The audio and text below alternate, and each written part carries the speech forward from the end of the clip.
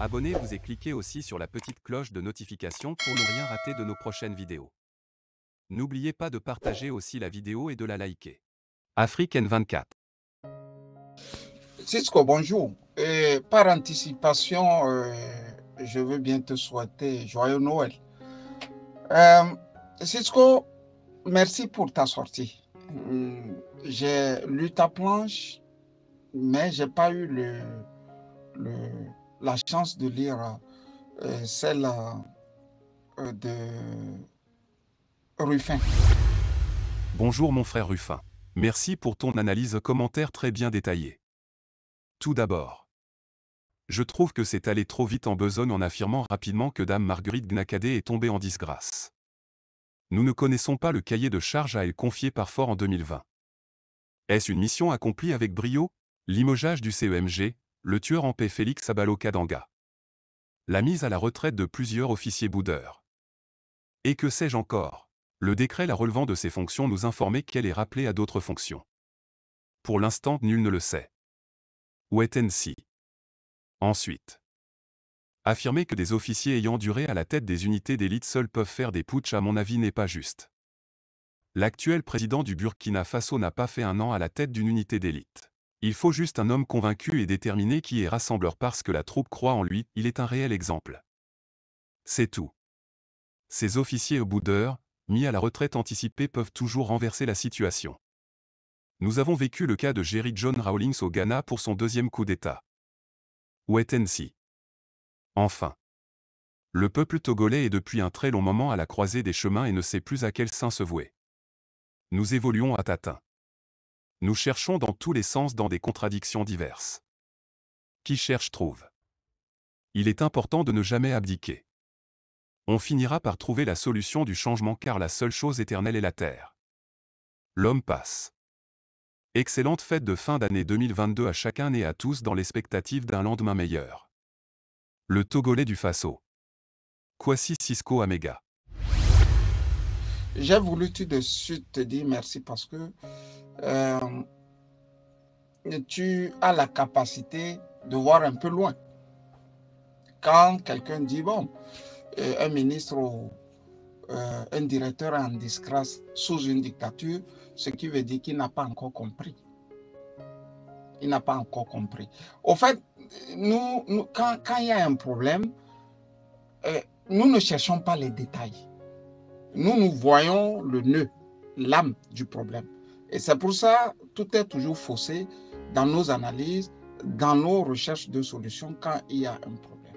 Quand j'ai dit ça, j'ai voulu dire à Ruffin de chercher à comprendre davantage ce que c'est que la dictature, ce que c'est que une ethnie qui règne en maître sur les autres ethnies. Ruffin, si tu as les entrées avec Joseph Takeli, fais en sorte qu'il te parle de Bitenewe. Qu'il te parle du colonel Bitenewe. Nous, on l'a vécu à Togo Forum. Donc, voilà quelqu'un qui te donne l'impression qu'il est en train de lutter. Mais, au fait, c'est sa survie que lui, il mettait, comment dirais-je, en première position. Ce n'est pas la survie du peuple togolais. Pour nous, Bitenewe, c'était un grand combattant. Mais tout de suite, on a désenchanté. Ruffin, est-ce qu'il y a quelqu'un qui est devenu la nervure militaire de ce pouvoir, si ce n'est pas Bitenewe? C'est ici aussi que toute l'opposition dans son ensemble devrait faire un travail de fond. Quand Tikpi avait lancé la révolution, les Bitenewe, eux, ils étaient les contre-révolutionnaires. Voilà les gens qui faisaient des réunions dans lesquelles ils n'hésitaient pas à dire celui qui, je dis celui qui nous affronte, nous traverse, nous l'enterrons. C'est factuel, ils ne s'en cachaient plus. Il y a une liste, ils ont fait des réunions. Vous vous rappelez quand Tikpi et l'opposition ont lancé la marche qui a fait sortir plus de 1 million de Togolais dans les rues de Lomé. Mais ils ont fait aussi leur marche. C'est de là ils ont eu l'idée de faire leur marche. Pour te dire qu'au même moment, les Bitenoué étaient l'arme, la force militaire, les Barqués, eux, ils essayaient de rassembler les opposants qui pouvaient rassembler, si on peut encore les appeler opposants, comme les Guéri Tama. Vous vous rappelez que Guéri Tama était avec les Tipi, avec les Fabre, avec je ne sais quoi, le jour où ils ont fait sortir près de 1 million de Togolais. 2 ou 3 jours après, on ne l'a plus jamais vu. On l'a vu après dans l'autre camp. Quand j'ai dit ça, j'ai voulu dire à Rufin que dans les dictatures, on ne chasse pas quelqu'un. Désormais, on le tient. Si tu as volé, on ne te met pas en quarantaine. On te laisse. Donc, à vie, ils te tiennent. Mais, quand tu vois avec les Nyakade et autres, là, c'est l'ethnie qui parle. Et c'est encore plus dangereux. Parce qu'ils deviennent du coup les dormants. Rufin, tu es en Allemagne, tu connais ce que les Allemands appellent die Schläfer. Dans les sociétés, ils sont très dangereux parce que tu peux déjeuner même avec eux. Tu déjeunes avec un tueur sans t'en rendre compte. Les dormants, c'est-à-dire, ils sont là, ils peuvent parler avec toi de fort Nyasingbe en mauvais, alors qu'ils sont fort Nyasingbe. Donc, quand qu'il s'agisse de Bitenewe, qu'il s'agisse de Nyakade, qu'il s'agisse de tout ce que vous avez, mais quand on les gare pour qu'ils deviennent des dormants. Vous n'avez pas vu les assis à Gossoy? On ne les arrête pas. Regardez Ferdinand Chamsi.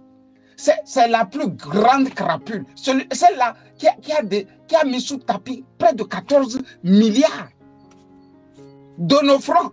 C'est la première crapule que nous avons connue avec le pouvoir de Faure Gnassingbé. Vous n'avez pas remarqué qu'on ne lui a rien fait. Il représentait en tout temps le Togo aux Nations Unies.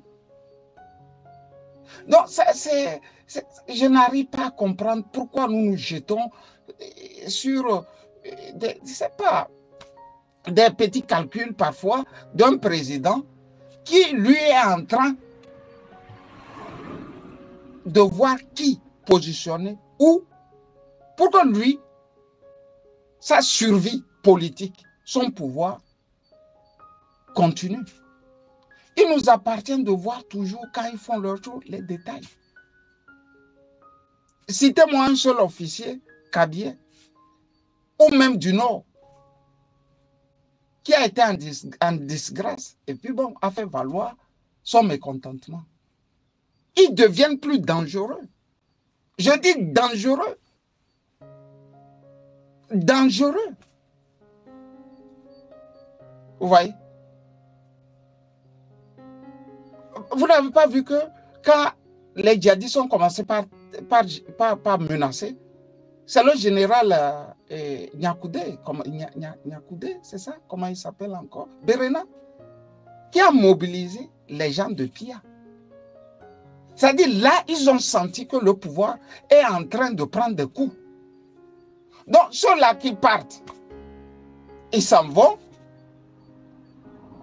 pour jouer le rôle de Kidon. Le Mossad les appelle les Kidons. Les Kidons, ce sont les dormants que le Mossad a éparpillés dans chaque pays dans ce monde. J'ai bien peur qu'un homme comme le docteur Iou ne soit pas un Kidon, parce que lui se vante d'être des services secrets. C'est un Kidon. Donc il est là dans les sociétés, dans les pays, ils sont nombreux comme ça. Mais très dangereux. C'est ça qui effraie toutes les armées du monde. C'est ça qui effraie les services secrets du monde. Les Kidons, les dormants. Donc, que ce soit les Nyakade ou autres, ça rentre dans le groupe des Kidons, c'est-à-dire les dormants. À nous maintenant de nous méfier. Bonne fête de Noël au refrain. Likez la vidéo si ce n'est pas déjà fait. Laissez aussi votre point de vue en commentaire.